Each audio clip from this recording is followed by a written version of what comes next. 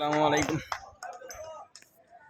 আজকে 18 বছর টিমের আজকে লাস্ট ম্যাচ, এরপর আর একটা ম্যাচ আছে, সমস্যা না। কিন্তু আজকের ম্যাচটা জিতাই লাগবে, জিতলে পারেই এই বছরের লিগের কাপ আমাদের ক্লাবের 18 বছর টিম উঠে।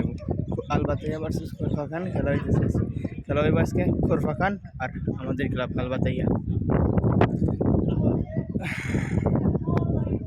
বিশেষ করে এই ক্যাপ্টেনটা না, কোচ, এই রেফারি এর সোজা আসতেছে বাঙালি জানে। আজকে আমার সাথে বাংলায় কথাগুলো, আরবি বাংলায় কথাগুলো সেই ভালো লাগলো।